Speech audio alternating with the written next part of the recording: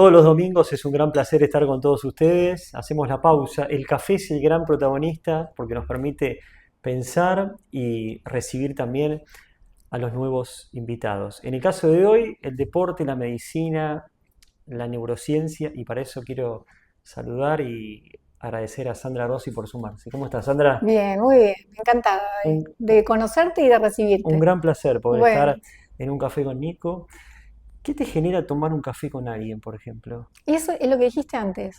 Es esa pausa que hoy la considero más necesaria que nunca, porque estamos viviendo un ritmo y a una velocidad que no sé si estamos siendo muy conscientes de eso. Entonces, vos sabés que yo me propongo cuando me siento a tomar un café con alguien, dejo el celular, lo dejo en la cartera, no lo saco. Y es un desafío mental enorme. Yo digo, ¿cómo puede ser que ese sea un desafío para mí hoy en día? Decir, bueno, me alejo y charlo con quien tengo enfrente. Que yo, para mí, te digo la verdad, le doy como mucho valor a ese rato de tener esa pausa, de conectar con el otro, porque lo siento también como una necesidad, ¿no? Siempre digo que el café tiene a dos protagonistas, pero también vos sola sos de tomarte tu propio café para Sí, sí, poder... sí, sí. Suelo hacer pausas y de hacerme algo, que no siempre es un café, a veces un matecito o un té, pero intento generar esos momentos de pausa para frenar un poquito, ¿viste? Y como que la película sigue en movimiento, así sigue pasando y bueno, tomar un poquito de perspectiva creo que es muy saludable. Desde tu desarrollo profesional, bueno, todos te conocemos como Sí. médica, integrante del plantel de River durante muchos años, pero si tuviéramos que explicarle a una persona que nunca escuchó la palabra neurociencia, ¿cómo Sí. podrías contarle? Bueno, en realidad yo soy médica, como vos dijiste, y soy especialista en medicina del deporte. Así que me dediqué al alto rendimiento deportivo desde que hice ese posgrado, digamos. Y dentro de lo que es la medicina del deporte y del alto rendimiento, hay un área que es la neurociencia aplicada al deporte, que de alguna forma fui pionera como en el país en traerla, que tiene que ver con optimizar las capacidades cerebrales de los deportistas. Que uno puede optimizar las capacidades cerebrales, vos, yo, todos, todas las personas, pero en este caso de los deportistas. Y yo siempre digo, ¿viste cuando vos admirás mucho a un deportista que Sí. decís, qué espectacular, qué concentración tiene, o qué foco tiene, o qué velocidad de respuesta, o es un pibe que en la cancha ve 360? Esas habilidades de las que uno tanto habla y que tanto admiramos, son habilidades que uno puede medir y entrenar. Entonces, eso que no se ve, ese entrenamiento invisible, que es lo que uno no ve, porque lo demás sí lo ves, ves cómo corren, ves cómo van al gimnasio, uno ve un entrenamiento táctico. Esto es un entrenamiento que tiene que ver con potenciar sus capacidades cognitivas, su toma de decisión, su velocidad en la respuesta, el ampliar un poco el campo visual periférico. Todo esto se hace con software específicos, diseñados por gente que sabe muchísimo más que yo, que son ingenieros en neurociencia. Nosotros tuvimos la suerte en este país, que yo digo que tiene tanto potencial humano, de poder hacer programas que pudieran medir estas cosas tan difíciles, porque si vos te pones a pensar, yo de alguna forma estoy midiendo algo que sucede dentro de la cabeza de alguien. Es increíble. Es increíble. Entonces, sin meterme, ¿no? Porque lo otro sería, bueno, le voy a poner algo. No, no, la idea es ver cómo podemos tomar una medición indirecta y de eso es lo que se encarga la neurociencia, de tomar estas mediciones, con qué velocidad responde, qué visión periférica tiene, qué foco tiene, se distrae rápido o no se distrae rápido, cómo maneja su estrés, cómo maneja situaciones complicadas, puede autorregularse en una situación difícil. Todas estas cosas, estas variables son las que aborda la neurociencia en el deporte. Genial porque, bueno, mucha gente que a veces escucha el término y dice, bueno, ¿qué es Claro, qué raro. específicamente? Ahora ya vamos a entrar en todas estas temáticas. ¿Por qué te interesó la neurociencia? Ay, mira, fue bastante loco porque yo soy médica y mi primera especialidad fue a la clínica médica y después me dediqué a la reumatología, nada que ver, nada que ver. Y yo digo, típica Susanita, ¿viste? Porque yo pensaba, digo, bueno, ¿qué especialidad dentro de la medicina yo puedo hacer que no me llamen a las 3 de la mañana? Entonces dije, bueno, voy a hacer esta especialidad. Reumatología que tenía que ver con las enfermedades autoinmunes y demás. La cuestión es que era bastante infeliz en esa especialidad. Y dije, no, si el resto de mi vida va a ser así, yo tengo que hacer un cambio. Tengo que pegar un volantazo. Y dije, bueno, ¿qué cosas me gustan? Pero que me gusten de verdad, que no tuviera tanto que ver con la razón, sino más con la emoción, con lo que a mí me hacía bien como persona. Entonces me gustaba más algo que tuviera que ver más con la salud. Entonces ahí decidí, bueno, yo voy a hacer el posgrado en medicina del deporte. No te digo lo que fue, porque era un desaliento del primero al último, ¿Por qué? A ver. porque estás loca, ya más o menos empezaste tu carrera, no te va mal, sos mujer en el mundo del deporte, no vas a tener lugar. Yo pensaba, ¿no? Sigo, la verdad que me resonaba lo que me decían. No es que yo decía, yo me va a ir bárbaro. Me resonaba y me resonaba fuerte. Pero ya habiendo vivido la experiencia de haber elegido como razonando y no sintiéndome a gusto con eso, dije, voy a hacer el otro intento. Entonces empecé con el posgrado. Me empezó a gustar, me empezó a gustar, me empezó a gustar, pero también me empezaba a dar cuenta que todo el panorama que me pintaban era cierto, que iba a ser muy difícil que yo me pudiera meter en el mundo del deporte. Primero porque es un lugar muy pequeño, el alto rendimiento llega muy poquita gente, entonces siempre hay mucha más oferta que demanda. El factor ser mujer hace 20 años era mucho más fuerte que ahora. Entonces, en ese momento, cuando yo estaba terminando mi posgrado, dije, tengo que buscar algo que todavía nadie haga. Y dentro del deporte había mucho trabajo en la nutrición, mucho trabajo en la fisiología del ejercicio, la psicología estaba pisando muy fuerte, pero no había nada que trabajara la parte de neurociencia, de poder medir estas habilidades, entrenar la capacidad que tiene el cerebro de poder entrenarse, la plasticidad que tiene el cerebro para modificar sus propias vías de conducción. Entonces ahí empecé a formarme de alguna forma un poquito, por voluntad propia, porque acá no estaba desarrollado el tema. De hecho, por ejemplo, el doctor Facundo Manes, que es como las primeras luces que hubo acá en Argentina de neurociencia, se dedicaba mucho a la neurociencia más aplicada a la patología, no tanto a la persona saludable. Entonces fui como golpeando puertas de laboratorios del CONICET, que algunas se abrían, otras se cerraban, pero así, ¡tra! Sí, fue una búsqueda muy profunda y después sí, empezar a hacer algunos posgrados en el exterior o empezar a formarme un poco más. Pero fue un camino que, viste, que lo fui haciendo medio que cuando te metes en la selva que vas con el A los machete. hachazos. Sí, a los Ahora, hachazos.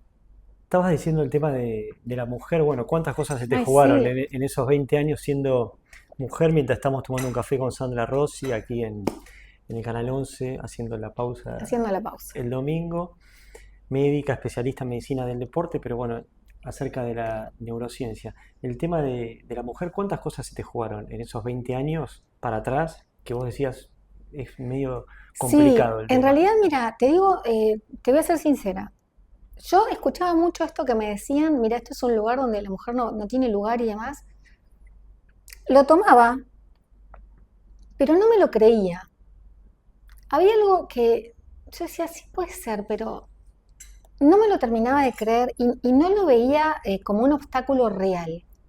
Entonces creo que hubo algo de inconsciencia y de decir, sí, eso seguro que está, pero no sentía que tuviera la fuerza de detenerme. Entonces yo iba avanzando igual. Y si realmente tuve algunos inconvenientes, como situaciones que por ahí las miro hacia atrás y digo, ay, pero qué machista fue esto. Claro. Yo no me enteré. No me enteré, porque como que no le di cabida en mí. Y me parecía que era más un problema del otro que mío. Entonces eso como que me descomprimió bastante. ¿Aplicaste muchas de las técnicas de Sí, neurociencia para poder seguir entonces? sí, pero vos sabés que desde lo intuitivo, ¿no? Porque también creo que para romper un paradigma por otro lado, no hay magia, no hay magia posible. Entonces cuando uno quiere como cambiar un poco las cosas o cambiar paradigmas, eso lleva como tiempo por sobre todas las cosas. Creo que la medida es el tiempo en muchos casos. Y faltaba tiempo. Y de hecho, hoy te puedo decir, mirando hacia atrás, que claro, que he pasado un montón de cosas a las que decidí no prestarles atención. Y que hoy haya un montón de mujeres trabajando conmigo y decís, bueno, ahora está como más natural o está más instalado, requirió por ahí de un trabajo previo que bueno, que sí que fue difícil y muchas veces me daba ganas, sacaba Estabas lo ahí. peor de mí, ¿viste? Porque claro, hay situaciones que decís, ¿cómo puede ser? Sin embargo, nunca lo vi como algo que pudiera, que me detenía o que yo le daba una relevancia por encima de mi máximo objetivo, que era tratar de instalar esto en el deporte. Sos una referente hoy en el tema de la neurociencia. ¿Qué te acordás del primer trabajo o de esa primera situación cuando sos médica, posgrado y te llega el primer trabajo vinculado con Ay, neurociencia del deporte? no, fue tremendo porque yo a través de un médico oftalmólogo eh, conseguimos como presentar un proyecto en el CENAR, que nos habíamos Mira, como asociado, porque la visión tiene mucho que ver con el cerebro. Vos pensás que la mayor parte de la información que vos tomás del medio ambiente ingresa por los ojos. Entonces, tampoco había en ese momento nadie que evaluara si los deportistas veían bien o no. Entonces, si de repente la información que estás tomando del medio ambiente no es la adecuada, ese deportista, por más que puede performar igual, aunque tenga un déficit visual, está haciendo un esfuerzo extra. sí, que eso pesa a la Es hora de competir. exacto, y aparte está consumiendo un nivel de energía mayor al que debería, ¿no? Entonces, bueno, un poco de la mano de él, que él hacía las mediciones oftalmológicas y supuestamente después de él lo iba a agarrar yo al deportista. Vos sabés que pasaba que los deportistas venían a medirse con él y yo estaba pintada, pintada, pero pintada, pintada al óleo. Entonces dije, tengo que armar una estrategia de algo acá, porque la consulta era con él y, Para que se quieran quedar con vos. claro, digo, ¿con qué lo soborno? Era más o menos esa la situación. Pero bueno, empecé como, viste, a pedir la hoja de ruta en el CENAR para saber, bueno, qué seleccionados venían y a qué horario, en qué horario. Entonces me acercaba al entrenador y decía, bueno, mira, yo soy la doctora Rossi, todo el speech, algunos me miran con ternura y otros directamente sin salida acá, ¿no? Pero todos eran como, hasta con una pena me miraban, como diciendo, bueno, sí, está bien en algún momento, dale, bueno. Dejémosla, si no, Sí, dejémosla un bueno, ratito acá. sí, bueno, no, está bien, en algún momento vamos a pasar, no te preocupes, así. Hasta que cayó el primer deportista que vino a buscar un entrenamiento de sus habilidades cognitivas, que fue un tenista, Chucho Acasuso, siempre lo digo, y que vino su entrenador y su psicólogo muy interesados en ver de qué se trataba esto. Imagínate, yo le puse alfombra roja, compré facturas, Todo. lo que te imagines como para sobornarlos. Pero bueno, les conté, él empezó a trabajar en estos entrenamientos con estos softwares, empezamos a trabajar con los preparadores físicos de Acasuso en campo y él notó una mejoría, te diría que bastante rápida. Y como te decía antes, el mundo del alto rendimiento es muy pequeño, entonces el boca en boca Ya se empezó. funciona muy bien. Él fue el que abrió a mí, como yo digo siempre, las puertas del cielo, porque a partir de eso se enteraron las leonas, se enteró Cachito Vigil, se acercó y hubo un momento que no teníamos más capacidad en el laboratorio para atender deportistas, que teníamos que como dar turnos y ordenarlos, porque boxeo, esgrima, pentatlón, tiro, Todo. los gladiadores, las leonas, los leones, todos los deportistas empezaron a pasar por el CENAR. Pero bueno, contándote que hubo, no sé, un periodo de un año y medio que no entró nadie. ¿Cuál fue tu sensación después de ese primer jugador que tuviste y que empezaste a trabajar? Bueno, ¿cuáles fueron tus sensaciones reales? Bueno, ¿valió la pena todo lo que hice para estar Sí, acá? porque fue como el feedback necesario. No te digo que estaba en el momento de tirar la toalla, pero me estaba costando mucho. Me estaba costando mucho. Entonces también hay un punto donde decís, bueno, ¿quién es el loco en esta historia, no? ¿Son todos los demás que están equivocados o la equivocada soy yo? Entonces cuando tuve ese primer feedback positivo y empezaron a venir más y los deportistas, que eso es lo importante, que lo digan ellos y que ellos lo perciban y que la percepción del jugador correlacione con las medidas que nosotros tomamos en el laboratorio, bueno, me diciendo, bueno, dale, dale, dale, dale, dale. dale, no aflojes ahora, dale, no aflojes. Entonces, bueno, ese feedback positivo que finalmente llegó, bueno, ahí me animó a aumentar mi equipo, porque yo era una sola persona, mi equipo era yo. Entonces empecé a ver dentro del CENAR a quién me podía traer conmigo y empecé como a ver qué perfil me gustaba de profes, entrenarlos en esto, y ahí empezó como a tomar más forma y más vuelo. Me imagino que las historias de vida que tienen los deportistas son, cada una tiene Sí, su, es un mundo. su historia particular. ¿Y qué es lo que haces en la primera charla que tenés con ellos? ¿Qué es lo que le contás, más allá que ha pasado tanto tiempo desde esa situación, pero cómo trabajás con un deportista que viene hoy y te quiere ver, por ejemplo? Bueno, lo primero, para mí el conocimiento es poder en todos los órdenes de la vida. Entonces, que el deportista entienda lo que va a hacer, para mí es fundamental. Explicarle cuál es. Explicarle por qué vamos a entrenar esto. Entonces, que él sepa que su cerebro tiene todo que ver con el resto de su cuerpo, que no es algo que está aparte, sino que es parte. Y que cuando él va a un gimnasio a trabajar la fuerza, por ejemplo, y le dan una pesa y él empieza a trabajar con esa pesa y al tiempo ve que su músculo se hipertrofió, es decir, que lo ve claramente que está más grande, cuando uno trabaja con determinado software, en el cerebro ocurre exactamente lo mismo. Se potencian las áreas que dirigen esas habilidades. Se potencia el área de la atención, el área de la concentración, las vías visuales. Uno puede ser como más flexible en cuánto abre su visión, ¿no? en cómo maneja su ventana atencional. Entonces, entender que de la misma forma que él entrena su cuerpo, que su cerebro es cuerpo también. A veces uno Es cree que, todo. claro, uno cree que la mente es una nube que está vaya a saber dónde. Entonces, eso también es entrenamiento del cuerpo, entrenar la mente. Entonces, cuando el deportista entiende eso, ya está. Y son ellos, todo el alto rendimiento busca la diferencia milimétrica. Entonces, Detalles. detalles. Entonces están muy dispuestos a buscar ese detalle, ese milímetro extra. ¿Y qué es lo que te plantean ellos? Cuando vos los escuchás, ¿qué te comentan? Pues mira, Sandra, cuando estoy jugando un partido de fútbol, de tenis, de cualquier actividad, me pasa esto. ¿Hay un común denominador que se repite?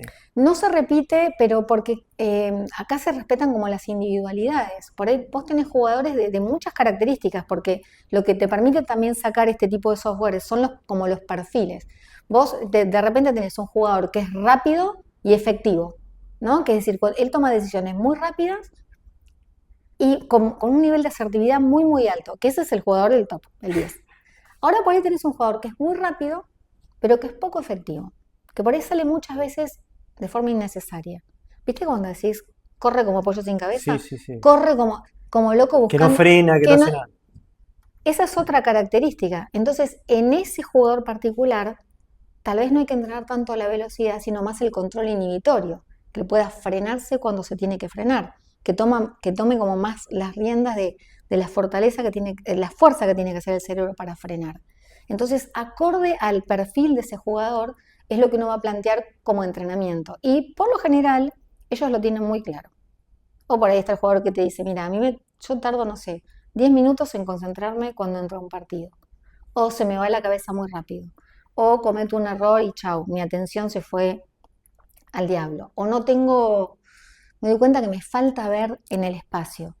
Entonces eso que es oro para mí, lo corroboramos después con testeos y tratamos como de adaptar el entrenamiento que vamos a hacer, que son entrenamientos en pantalla, que no son muy largos, donde hay movimiento, donde intentamos trabajar con el elemento, es decir, por ejemplo, con la pelota en fútbol, esto también lo hacemos con profes y demás, eh, van como buscando tratar de mejorar la habilidad que él necesita mejorar y potenciar la que ya tiene como buena, ¿no?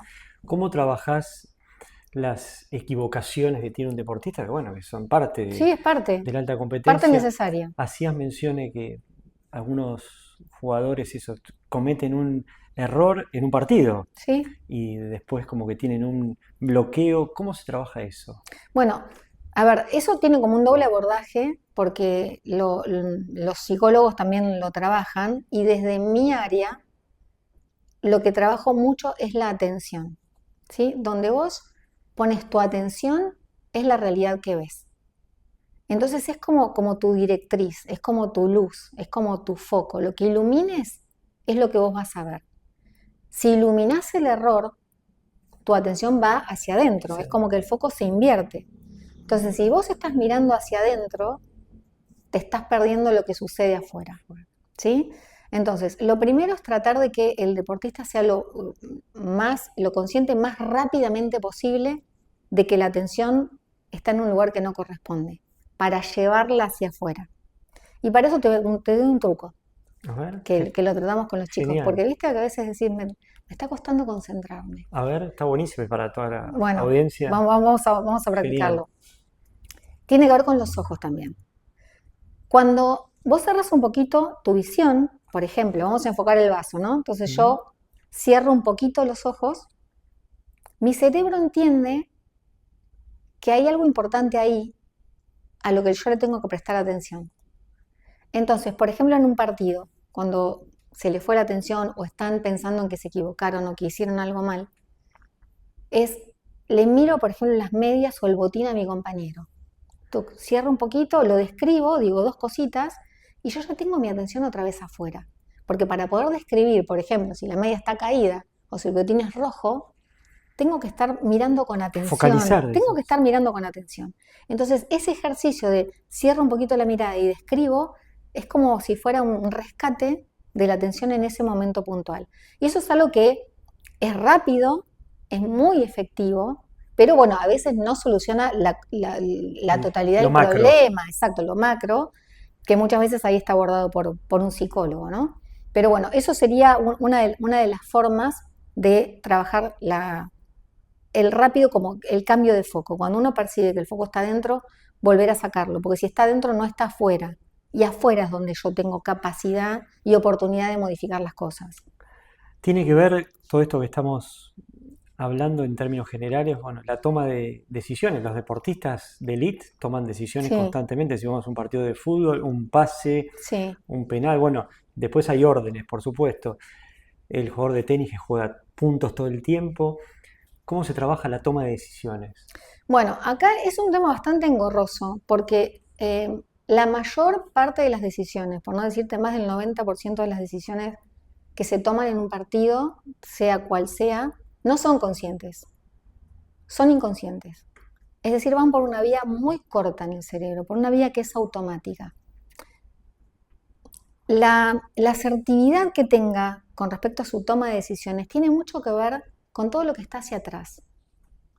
¿Qué cantidad de años tiene ese deportista practicando ese deporte? ¿Cuántas horas tiene encima que le fue diciendo esto es mejor hacerlo de esta forma, esto es mejor hacerla de otra? Él va teniendo como una biblioteca enorme en su memoria de muchas posibilidades. Partidos jugados, experiencias. Partidos jugados, errores cometidos, aciertos hechos. Es una biblioteca a la que él accede de forma muy rápida, casi sin pasar por la voluntad, sí, como por una decisión consciente, que es como, viste, nada, en milisegundos él toma la decisión correcta y la ejecuta. De hecho, si vos le preguntás a cualquier futbolista, bueno, pero ¿cómo hiciste eso? Y se queda como diciendo, a ver, espera. No sé. No sabe, no sabe, porque en realidad esa complejidad enorme, para él es simple, que esto es como el talento, ¿no? Para él es simple, pero porque fue muy difícil en un principio. Fue muy difícil antes de que sea muy fácil. Entonces, ahí yo hago mucho hincapié también, ¿no? En todo lo que tenga que ver con la formación del deportista, con la formación profunda, en serio. Eso es lo que va haciendo que su biblioteca de decisiones sea cada vez más elaborada, cada vez más perfecta, ¿no? Entonces, la práctica hace que las decisiones vayan siendo cada vez mejores. Y cuando se tomó mal la decisión, que es lo que te digo, ¿no? Erraste algo, ¿con qué rapidez vos volvés con tu foco atencional a lo que sigue? ¿Por qué se toma mal una decisión o cómo podemos prevenir para que no tomemos tantas malas decisiones? Bueno, volvemos otra vez a lo mismo, ¿no? En el deporte y en el alto rendimiento es bastante dependiente de la práctica que tenga ese chico, de la conciencia que tenga ese chico, de cómo fue trabajado durante todos esos años. Nosotros por ahí en la vida real capaz que tenemos un poco más de tiempo para tomar una decisión, ¿no? Ahí tenemos un poco más de tiempo. Y a veces, o por lo menos es lo que se está como diciendo muy firmemente ahora, que el repensar mucho las cosas no es que hace que tomes mejores decisiones. Es verdad. Y hay un factor que es físico, que es corporal, que viste cuando vos decís, ay, no sé, lo siento, hay algo que lo siento que no está bien, pero no te puedo explicar por qué. ¿Por qué lo siento para bien o por qué lo siento para mal? De ahí algo que es muy lindo que sucedió en la neurociencia hace no tantos años, que se descubrió algo que se llama marcador somático, que vino a cambiar completamente la neurociencia, completamente, que es esta relación profunda que hay entre la mente y el cuerpo, que antes estaba como muy separado. El cerebro estaba como en un lugar de mucha jerarquía y el cuerpo como ejecutor, ¿no? de ese comando central. Pero se vio que la cuestión no es solo que el cerebro manda, sino que hay una ruta que es bidireccional, que el cuerpo también le dice al cerebro muchas cosas. Están conectados. Muy conectados. El tema es que no estamos entrenados a entender esas señales. Entonces, se vio que el cuerpo sabe lo que la mente aún no se ha dado cuenta. Entonces, esas decisiones donde el cuerpo te está diciendo algo, ojo ahí, hay que prestar atención, porque el cuerpo está procesando a una velocidad, y se la está contando al cerebro, a una velocidad mucho mayor a lo que la conciencia puede procesar. Entonces, que también en el deporte hay mucha cosa, ¿viste? Intuitiva, hay mucho de, no sé, lo sentí que era por acá. Como que hay un conocimiento que va más rápido que el procesamiento de la información que nosotros conocemos como tal, ¿no? Que bueno, pasa por todos estos tamices y que creemos que a través de la razón vamos a llegar a los mejores puertos. Entonces, por ahí también como mensaje, decir, bueno, incluyamos al cuerpo dentro de la decisión, porque hoy en día te digo que no sé, en Silicon Valley, por ejemplo, donde están la gente súper tecnológica, para tomar grandes decisiones, están entrenando en percibir qué les dice el cuerpo. ¿Qué es lo que pasa con el cuerpo? ¿Qué es lo que sucede con eso? ¿Qué te está diciendo el cuerpo? Como también, por ejemplo, tu postura corporal, si vos tenés una postura corporal erguida, con la cabeza levantada, es una señal como inversa desde el cuerpo hacia el cerebro, en que vos estás preparado para luchar. Vos querés ir a batallar. Ese partido o esa discusión, esa reunión, vos vas con el cuerpo erguido. Tu cerebro modifica la neuroquímica si detecta que vos estás erguido, que si vos estás apichonado. Sí, ya te predispone. Te predispone de otra manera. Entonces, y fíjate también, ¿qué sucede cuando los deportistas se equivocan? Bajan la cabeza. Están para abajo. Eso, bajan la cabeza. Entonces, si rápidamente vos levantás la cabeza, la estás pasando pésimo igual. No es que porque levantaste la cabeza, bueno, se hizo la luz. No, levantaste la cabeza con la intención de que tu cerebro te siga ayudando a batallar, ¿no? Y que no perciba que te rendiste, que no perciba que aflojaste o que te querés ir de ahí. Estás entero. Estás entero, exactamente. Entonces, por ahí para las decisiones creo que es muy importante incluir el cuerpo, incluir la sensación visceral que tenés cuando estás enfrentado a ese problema. Dentro de, la verdad que, bueno, es para hacer 5 programas, ¿no? Porque es genial. Qué bueno. Dentro de Un Café con Nico hay un segmento que se fue creando con el tiempo que tiene que ver con el café pendiente en tu vida. ¿Vos tenés algún café pendiente con alguien que quisieras tomar o que no tomaste? Que vos digas, bueno, que puede ser por tu vida personal, por tu vida también profesional. En lo personal, por ahí con mi papá, porque también me pasó que lo perdí en un momento de mucha vorágine con River. De trabajo. Sí, con mucha vorágine de trabajo. Entonces, bueno, por ahí me hubiera quedado pendiente algún café más tranquila con él, porque bueno, se fue en un momento donde yo estaba como muy, muy, muy, muy acelerada y bueno, eso en lo personal. Y en lo profesional me gustaría un café con todos los deportistas con los que compartí sus historias, sus vidas, una vez pasada esa competencia. Porque tengo como también la suerte, la bendición de estar en contacto con la gran mayoría de ellos. Y están como en otras situaciones, en otros momentos. Y me gustaría tomarme un café con ellos para agradecerles. ¿Y qué les dirías a todos juntos? Yo Eso, me imagino, gracias. Un gracias enorme. Soy una agradecida de lo que fui viviendo, de lo que me fue pasando, de lo que me mejoraron. Es un gracias enorme porque me mejoraron muchísimo como persona, como profesional, en mi búsqueda. Así que creo que sería un gracias enorme. ¿qué aprendés de los deportistas? Mira, el coraje, vivir, que sin disciplina es difícil todo. Sin disciplina es difícil todo. Que el talento hoy en día no alcanza si no es trabajado y que ellos pueden poner el foco en el objetivo y no tanto en la dificultad. Y en algo que admiro muchísimo y que intento también practicar es que no hay cosa que te dé más satisfacción que vaciarte, como dicen ellos, en la Sí. competencia, más allá del resultado, porque muchas veces diste tu 100 y el resultado es adverso, pero la tranquilidad interna que te da haberlo dejado todo no se compara con ninguna otra cosa. Sí, ya estás hecho, ya después. Es lo máximo que tenía para dar y lo di. Entonces esa entrega es algo que admiro mucho de ellos y que intento llevar a mi vida.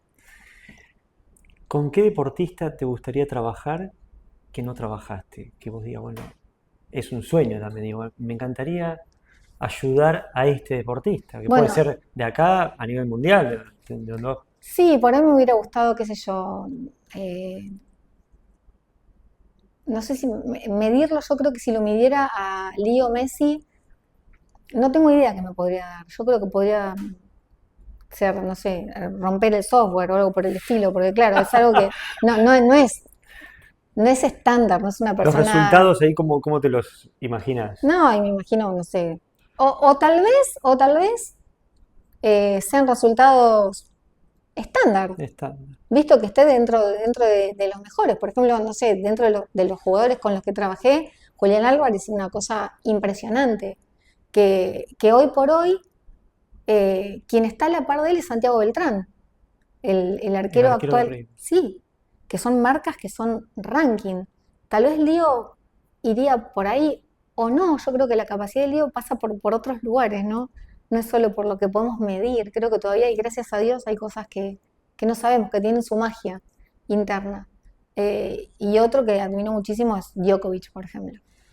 Me parece como una cabeza espectacular. Seguramente siempre necesita más igual. Sí, sí, Por- claro.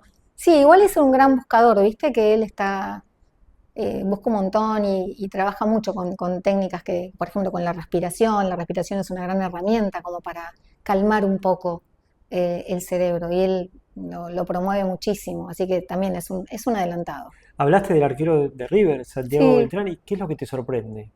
bueno, de él, cuando nosotros lo medimos en el laboratorio la primera vez, ya impresionaba su velocidad de reacción. Nosotros lo medimos en milisegundos, su, la potencia que tiene su cerebro en frenarse, es decir, él lo hace a una velocidad increíble y efectivo.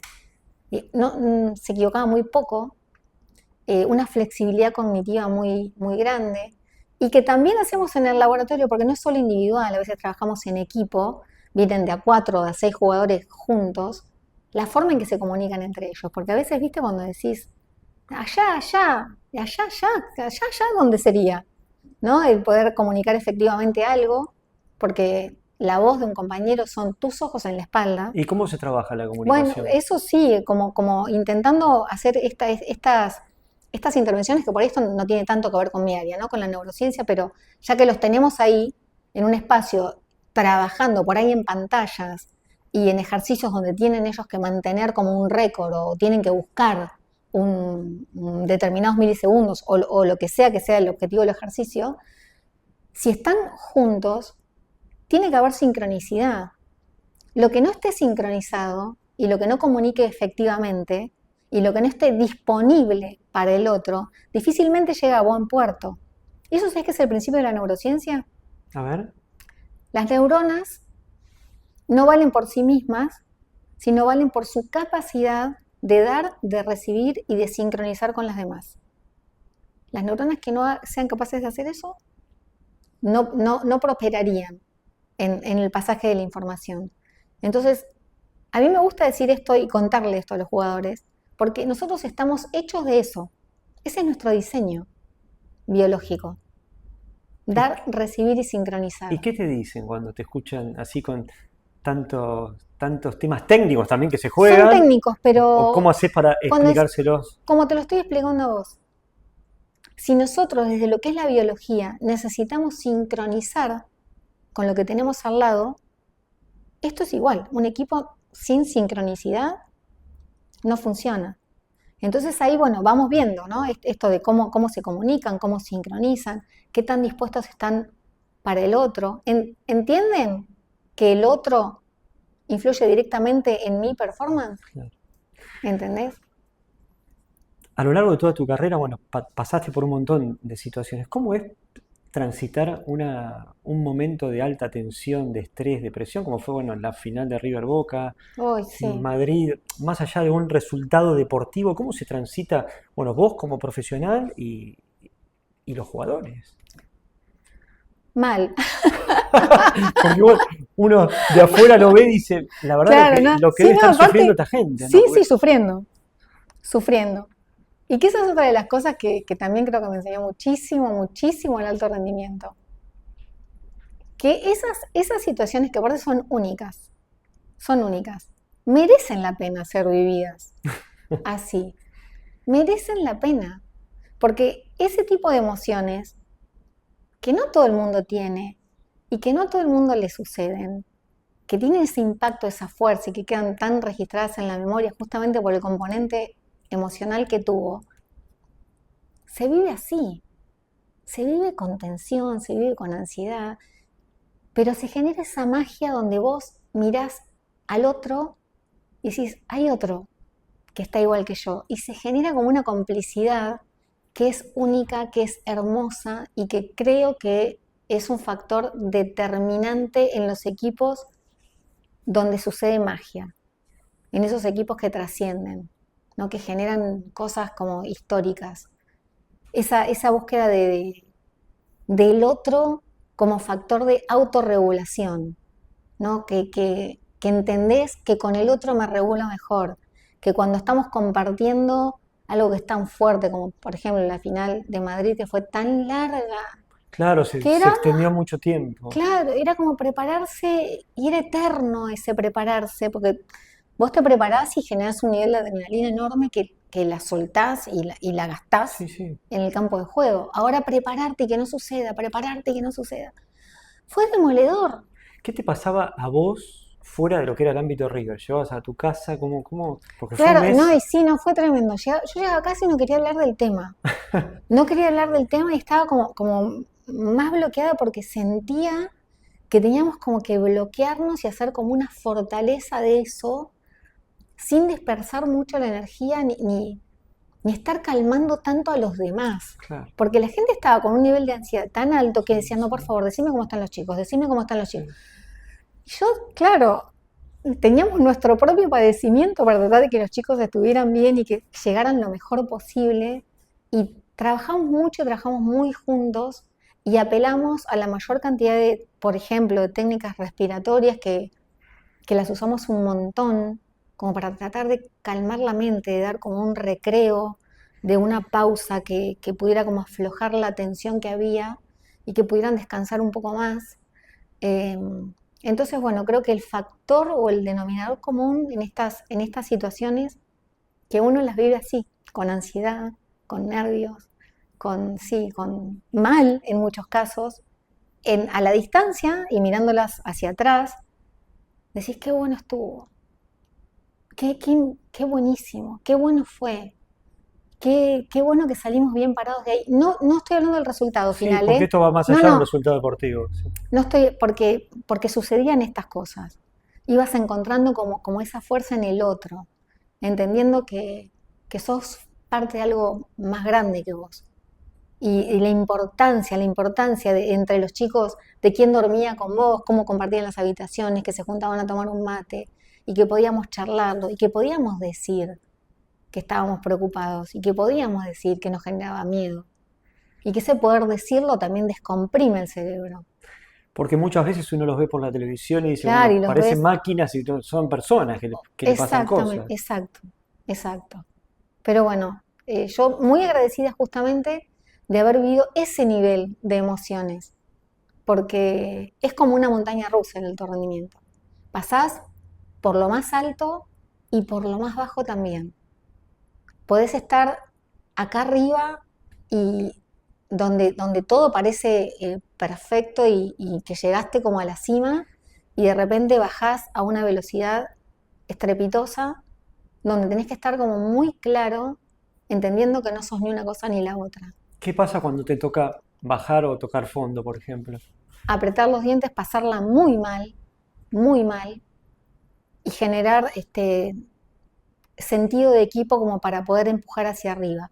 El alto rendimiento pasa sí o sí, por abajo, por el medio, por arriba, por el medio, por abajo, por arriba.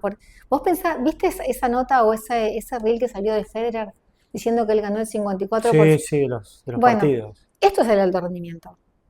Hay mucho de perder, mucho de perder.